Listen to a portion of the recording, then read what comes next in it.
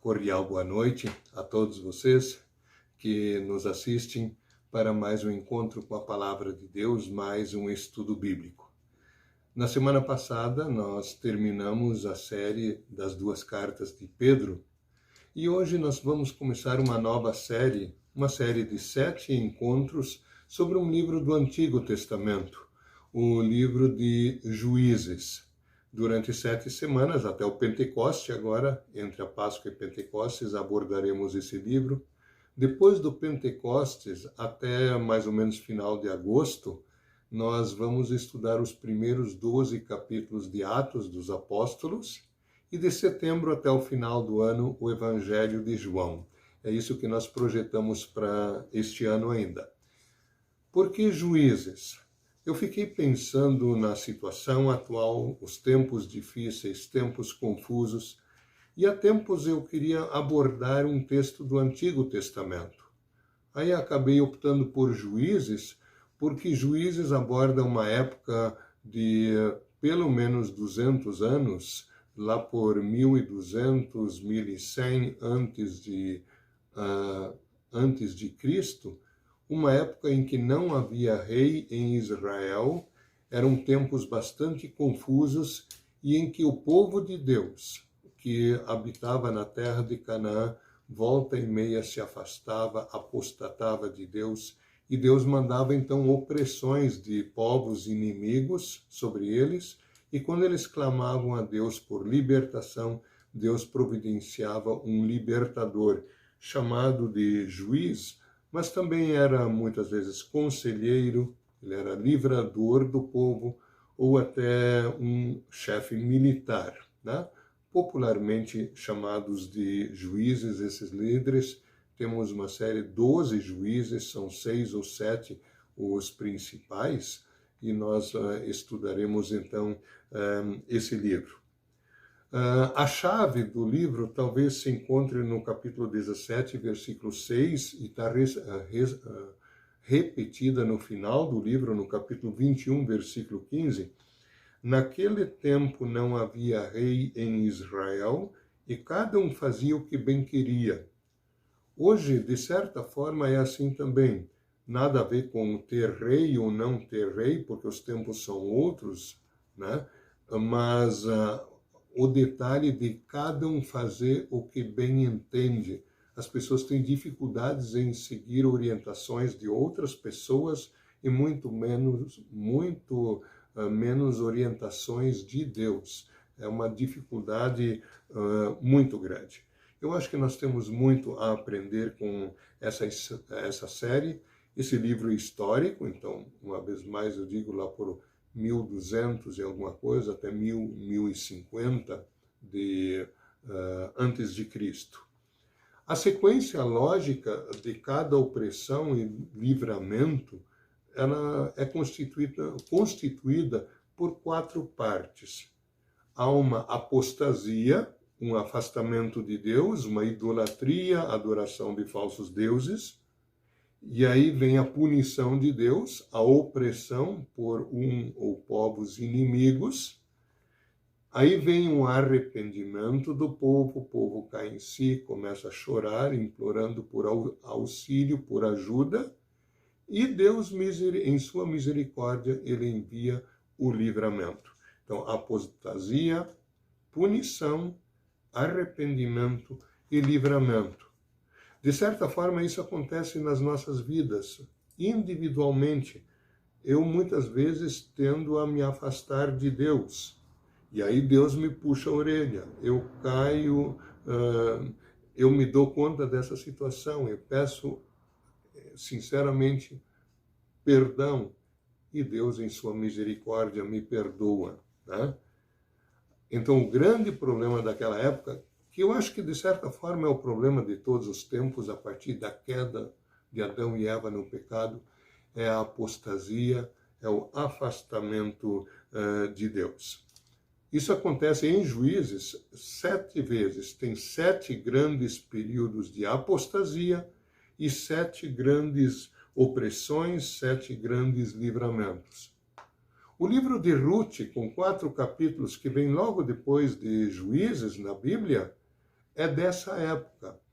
O livro de Ruth, repito, é desta época também. Esses juízes, os libertadores do povo, eles são pessoas imperfeitas. A gente se escandaliza com muitas atitudes deles. Mas à medida em que Deus os usa para libertar o seu povo, nesse sentido, eles são figuras de Cristo. Só que Cristo é o libertador perfeito que nos liberta de todos os problemas. O sangue de Cristo nos purifica de todo pecado, nos dá perdão, vida e salvação eterna. Tá? Então, ainda terminando essa introdução, basicamente Juízes trata da fidelidade de Deus para com seu povo e da idolatria, da infidelidade deste povo, que é a grande tendência humana. Então, eu acho que temos muito a aprender com esse livro. Terminando essa introdução, ainda a razão dessas opressões, depois que Josué, sucessor de Moisés, que fez com que o povo entrasse em Canaã, depois que José morreu, aos 110 anos de idade, o povo começou a se afastar de Deus. Mesmo com Josué, eles não tinham conseguido expulsar todos os cananeus da terra como Deus tinha ordenado. Isto era um castigo da parte de Deus para esses povos incrédulos. Mas o povo de Deus, de Israel, não obedeceu, não foi fiel em tudo. Então Deus permitiu, uma espécie de castigo, que esses povos ficassem como povos vizinhos deles, mas contra a ordem original de Deus. Esse povo acabou, no caso dos homens, muitos deles casando com mulheres desses povos vizinhos. Essas mulheres eram idólatras. Elas levavam o povo a praticar a idolatria. E os dois principais deuses, considerados um deus masculino e um feminino, era Baal e a deusa Astarte ou Astarote.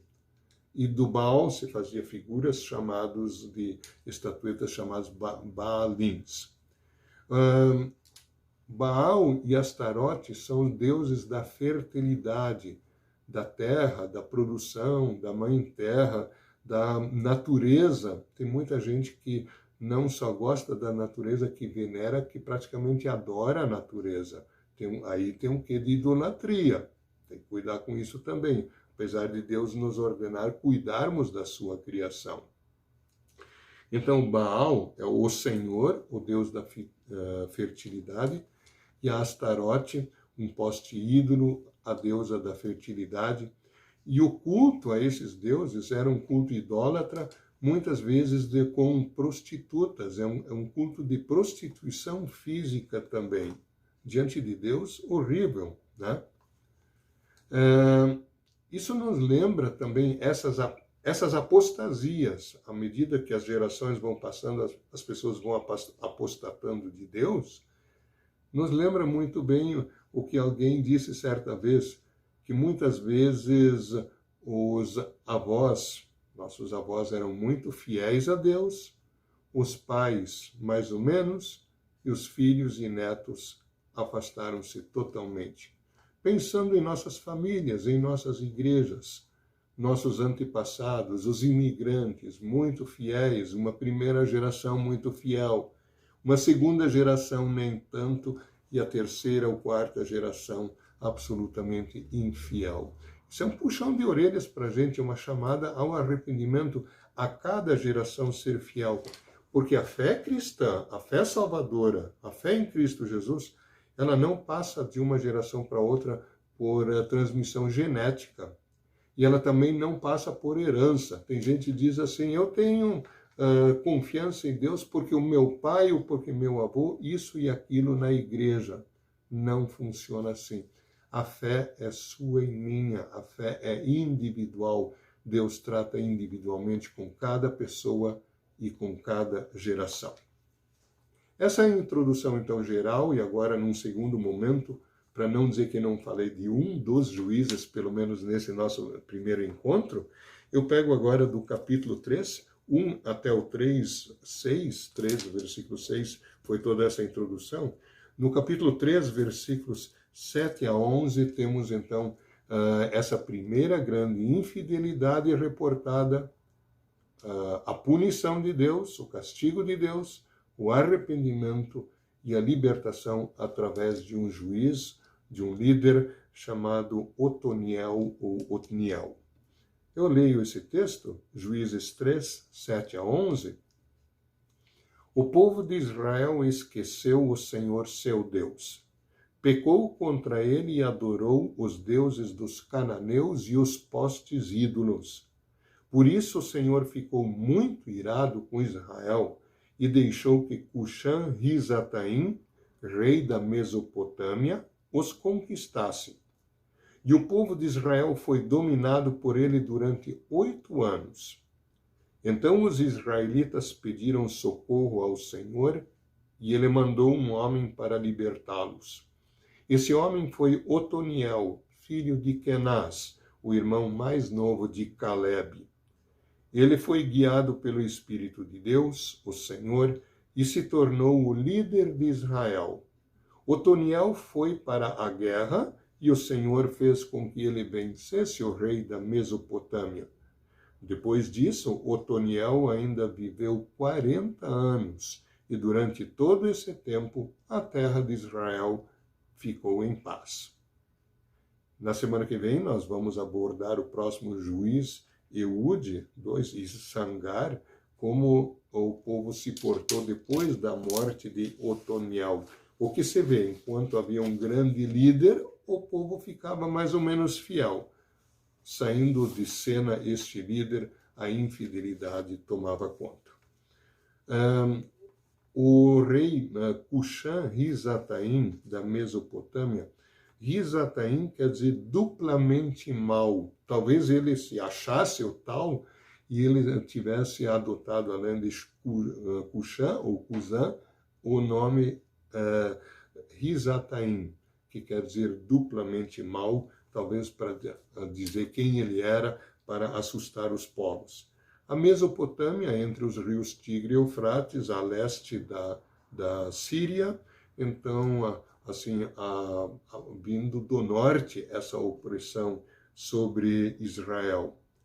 Durante 8 anos ele oprimia. Essa opressão muitas vezes constituía em estabelecer um destacamento militar, obrigando o povo a altos impostos e também não permitindo que eles desfrutassem das suas colheitas. Era um tempo terrível, então, de 8 anos. Tá? E aí o povo caiu em si da sua idolatria e pediu por libertação. Deus, Espírito Santo, tocou o coração de Otoniel. Ele é filho de Kenaz, irmão mais novo de Caleb. Caleb é o grande companheiro de Josué. Dos 12 espias que foram espiar a terra de Canaã, 10 voltaram apavorados com os cananeus, lá no deserto. Mas 2 deles, Josué e Caleb, eles confiavam em Deus e queriam que o povo avançasse.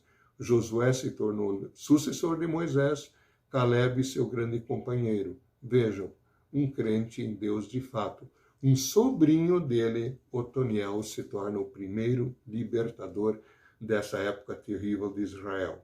Ele foi tocado pelo Espírito Santo e ele venceu, então, numa batalha, venceu numa guerra, aquele rei Cushan-Risataim que se achava o tal.